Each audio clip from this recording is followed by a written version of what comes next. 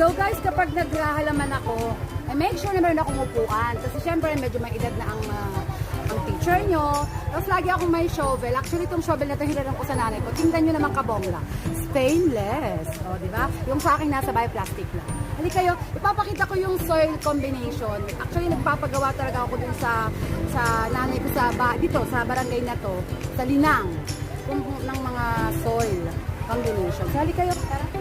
Ayan, so, ayan. So, nagtawag ako kay nanay para kumuha rin ng makakatulong ko. Okay, so, ito po, ito. Usually, ayan, kasi ito yung kaibigan ng tatay ko na pinag-usapan namin na makatulong sa pag-mix ng soil. Okay? So, usually makikita nyo to guys. Ayan, talagang bagong gising pa talaga ako. Talagang sa pagkagising ko sa umaga, nagkahalaman talaga ako. So, sorry ha, hindi ako nakapagpalit agad. Medyo tanghali na. Kasi nga walang pasok. Kaya sinamantala ko yung araw na walang pasok. So, tingnan nyo to guys ha. Usually meron akong uling na sinasama. Yan ay base sa nanay ko. At according din naman sa mga research ko, talagang maganda ang uling sa ating mga halaman. So, ito yung sinasabi ko sa inyo na bulok na ng palay. Nanay, ano ang tawag sa ng palay? Pusot? Pusot. Pusot ba to? Ano yun? Dito pusot. Ano nga pong tawag dito? Ipa. Ipa. Basta yung ganito yung kombinasyon. So kung makikita nyo, ayan. So ito yung parang garden soil. Tingnan nyo to. Ito yung garden soil. Yung ordinary na lupa, pero kailangan pumili ka rin ng soil na mayabo. Ibig sabihin, buhaghag. Something na buhaghag. Kasi pag yung malagkit, mahirapan yung plants huminga. So ayan. Salamat po, Mang Waning, sa pagtulong na sa akin. Usual ang ginagawa ng nanay ko. Siguro ang measurement, 1:1 nanay. 2 lupa. Ayan.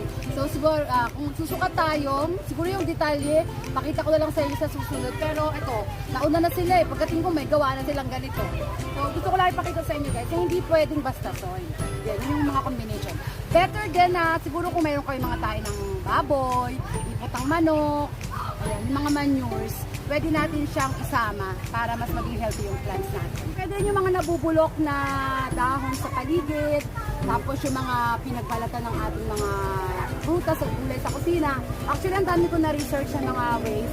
Sa mga susunod, ibibigay ko sa inyo yung way, yung mga iba't ibang paraan na natural, magaman natural gardening yung ating ginagawa. Okay?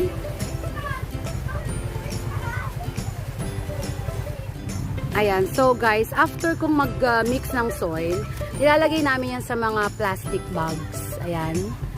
So, para stable, parang bago ibenta ng nanay ko yung mga plants, we make sure na stable muna. Kailangan may roots. So, ayan, after mag-mix ng plants, ng soil, ayan, so nilalagay namin sa mga garden bags. Plant bags, ang tawag dyan. So, ayan. Ito yung garden ng nanay ko. Ayan. Minsan ko kayo itour dito. Simpleng garden na even before, wala pang pandemic, may halaman na talaga ang nanay ko. Okay? Ayan. So, ito yung nakatulong namin. Salamat po. So, ito na. At ilan ito sa mga mixed soil lang na ginawa ni Amang Waning. So, nilagyan ng plants ng nanay ko. Ayan. So, ayan. May kulang pang isa. So, ayan. We make sure nga na kailangan stable yung plant. So, pag ganyan pa, bagong tanim, so hindi siya pwedeng ilabas. Hindi pa siya pwedeng ibenta. Hindi siya pwedeng ilabas. Hindi pa siya pwedeng ibenta.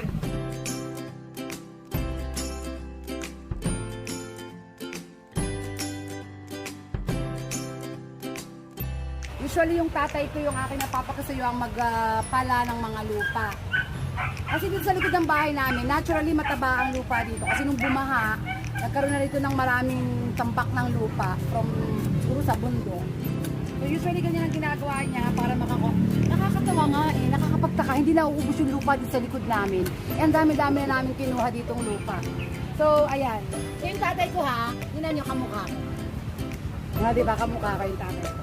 So ganyan, So, tatry ko rin kasi minsan gusto ko rin, minsan nagpapala rin ako. Tatry ako naman. Oh, sige. Yan. Ito yung garden soil. Ito yung ordinary soil. Pero dito, mataba na dito kasi as you can see, may mga pato na dito ang dumudumi. Ayun, yung mga pato. Alam nyo yung pato? Yan. So, may mga pato nang dumudumi dito. So, naturally, mabaho daw sabi ng tatay ko. Pero, meron na siyang fertilizer na natural. Kaya organic. Okay? So, mamaya, tatay, tulungan mo ako dito. Tulungan mo ako, kukuha tayo ng ano. Tuto tayo. Ang bahay ko saan naman ay sa bayan, sa bayan ng Infanta. So usually, sako-sako yung dinadala namin yung ano, sako-sako yung lupa. At dito kami kumukuha sa Pilaway. Ako talaga yung nagpala. Yeah.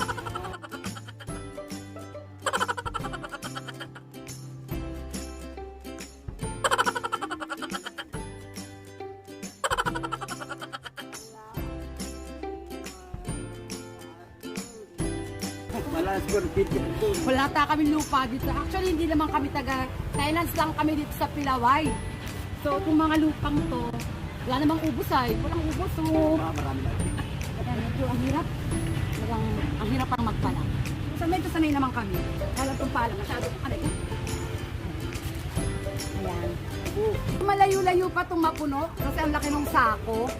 Siguro hanggang kalahati. So, siguro for now, guys, binabanas na rin ako. Ang init.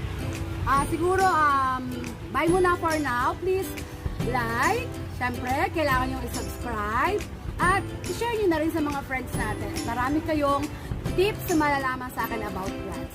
For now, babay muna. Magkakape muna ako kahit 9 o'clock na yata. Sige, 9 o'clock na yata. Sige, bye!